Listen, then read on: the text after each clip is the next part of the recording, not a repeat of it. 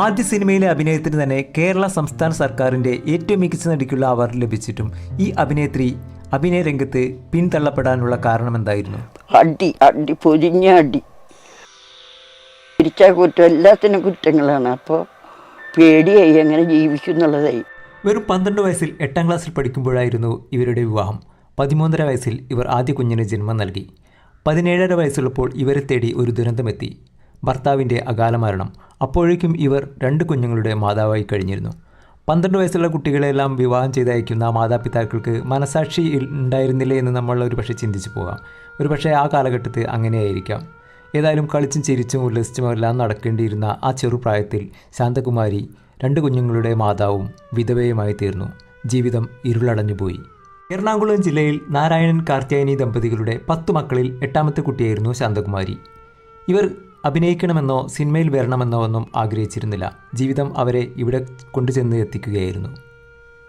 ഭർത്താവ് മരിച്ച് 2 കൈക്കുഞ്ഞുങ്ങളുമായി സാമ്പത്തിക ശേഷി കുറഞ്ഞ കൂടുതൽ അംഗങ്ങളുള്ള ഒരു കുടുംബത്തിലേക്ക് ഇവർ എത്തിയപ്പോൾ ഇവർക്ക് അവിടെ ദാരിദ്ര്യവും ഒറ്റപ്പെടലും ഏറെ അനുഭവപ്പെട്ടു. ഇവരുടെ ഈ ദയനീയ അവസ്ഥ കണ്ട് വീടിനടുത്തുള്ള ക്രിസ്ത്യൻ പള്ളിയിലെ അധികാരികൾ ഇവർക്ക് ക്രിസ്ത്യൻ പള്ളിയിൽ നടക്കുന്ന നാടകങ്ങളിൽ പാടി അഭിനയിക്കാനുള്ള അവസരം നൽകി. ഇവർ അത് സ്വീകരിക്കുകയും ചെയ്തു. ഇവർക്ക് അടി കിട്ടിയ കാര്യം ഇവർ പറയുന്നുണ്ടല്ലോ, അത് ഈ നാടകത്തിൽ അഭിനയിക്കാൻ പോയതിനായിരുന്നു. അന്ന് സ്ത്രീകൾക്ക് സ്വാതന്ത്ര്യം കുറഞ്ഞ ഒരു കാലഘട്ടമായിരുന്നു. എന്നാൽ മാതാപിതാക്കളിൽ നിന്ന് അടി കിട്ടിയതിൽ നിന്നായിരുന്നു ശാന്തകുമാരി എന്ന നടിയുടെ യഥാർത്ഥ ജനനം. കാരണം അതോടെ ഇവർക്ക് കൂടുതൽ വാശി വരികയായിരുന്നു.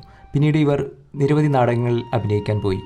ഈ നാടകങ്ങളിൽ അഭിനയിച്ചു കൊണ്ടിരിക്കുന്ന സമയത്തായിരുന്നു P.A. ബക്കർ എന്ന സംവിധായകൻ ചുവന്ന വിത്തുകൾ എന്ന സിനിമയിലേക്ക് ഇവരെ ക്ഷണിക്കുന്നത്. ആ ക്ഷണവും ഇവർ സ്വീകരിച്ചു. സിനിമയിൽ അഭിനയിച്ചതിനും കിട്ടി ഇവർക്ക് ധാരാളം അടികൾ. എന്നാൽ ഇവരോടുള്ള ഈ കുടുംബത്തിൽ നിന്നുള്ള ദേഷ്യവും വെറുപ്പുമെല്ലാം മാറിയത് ഇവർക്ക് ഏറ്റവും നല്ല നടിക്കുള്ള സംസ്ഥാന അവാർഡ് ലഭിച്ചപ്പോഴായിരുന്നു. ആദ്യ സിനിമയിലെ അഭിനയത്തിന് അവാർഡ് ലഭിക്കുക എന്നൊക്കെ പറഞ്ഞാൽ അതൊക്കെ വളരെ അപൂർവം ചിലർക്ക് ലഭിക്കുന്ന ഒരു സൗഭാഗ്യമാണ്. എന്നാൽ അവാർഡ് കിട്ടിയിട്ടും അതിനു വേണ്ടുന്ന പരിഗണന അന്നു മുതൽ ഇന്ന് വരെ ശാന്തകുമാരി എന്ന നടിക്ക് മലയാളത്തിൽ നിന്ന് കിട്ടിയെന്ന് തോന്നുന്നില്ല. ചുവന്ന വിത്തുകൾ എന്ന സിനിമയെ തുടർന്ന് ഇവർക്ക് നായികയായും കാമുകയായും എല്ലാം നിരവധി അവസരങ്ങൾ ലഭിച്ചു. എന്നാൽ ഈ സിനിമയിലെല്ലാം നടന്മാരുമൊത്ത് കൂടുതൽ ഇഴുകിച്ചേർന്ന് അഭിനയിക്കേണ്ട സീനുകൾ ഉണ്ടായിരുന്നതുകൊണ്ട് ഇവർ ആ ക്ഷണങ്ങൾ നിരസിക്കുകയായിരുന്നു. ഒരിക്കൽ ഒരു സംവിധായകൻ ഇവരോട് സീൻ മുൻകൂട്ടി പറയാതെ ഒരു പോലീസുകാരൻ ഇവരെ കയറി പിടിക്കുന്ന സീൻ ചിത്രീകരിച്ചപ്പോൾ കൂടെ അഭിനയിച്ച നടൻ്റെ മുഖത്തടിച്ച് ഇവർ ആ സെറ്റിൽ നിന്ന് ഇറങ്ങിപ്പോരുകയും ചെയ്തിട്ടുണ്ട്. ഏതായാലും ഇതോടുകൂടി ശാന്തകുമാരി എന്ന നടി 23-24 വയസ്സുണ്ടായിരുന്ന പ്രായത്തിൽ തന്നെ അമ്മ വേഷങ്ങളിലേക്കും വളരെ ചെറിയ ചെറിയ വേഷങ്ങളിലേക്കും തള്ളപ്പെട്ടു. 250-ലേറെ സിനിമകളിൽ ഇവർ അഭിനയിച്ചിട്ടുണ്ട്. എങ്കിലും സിനിമയിൽ നിന്ന് ഇവർക്ക് വേണ്ടുന്ന ഒരു സാമ്പത്തിക സ്ഥിതി ഉണ്ടാക്കിയെടുക്കാൻ കഴിഞ്ഞിട്ടില്ല.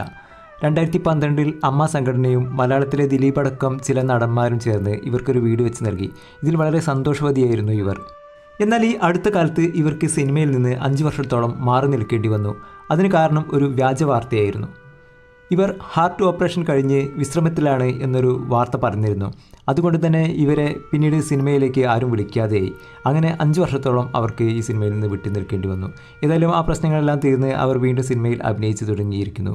2018 എന്ന സിനിമയിലായിരുന്നു ഇവർ അവസാനമായി അഭിനയിച്ചത്. കുട്ടിക്കാലം മുതൽ ജീവിതത്തിലെ ഒരുപാട് പ്രശ്നങ്ങളെ അല്ലെങ്കിൽ ഒരുപാട് ദുരന്തങ്ങളെ നേരിട്ട് ഒരുപാട് ദുഃഖങ്ങൾ ഉള്ളിലൊതുക്കി ജീവിക്കുന്ന നമ്മളിൽ തീർത്തും സഹാനുഭൂതി ഉണർത്തുന്ന ഒരു താരമാണ് ശാന്തകുമാരി എന്ന ഈ കലാകാരി. ചെറുപ്പം മുതലേ ഒരുപാട് പ്രശ്നങ്ങളെ നേരിട്ടത് കൊണ്ടായിരിക്കാം ഇന്നും ചില അഭിമുഖങ്ങളിൽ അവരെത്തുമ്പോൾ ചിരിച്ചുകൊണ്ടാണ് അവരുടെ ഈ ജീവിതകഥ അവർ പറയാറ്. ഏതായാലും ഇനിയുള്ള കാലം ഈ കലാകാരിക്ക് ആരോഗ്യവും ആയുസ്സും സിനിമയിൽ നിന്ന് ധാരാളം അവസരങ്ങൾ ലഭിക്കട്ടെ എന്ന് തന്നെ നമുക്ക് പ്രാർത്ഥിക്കാം.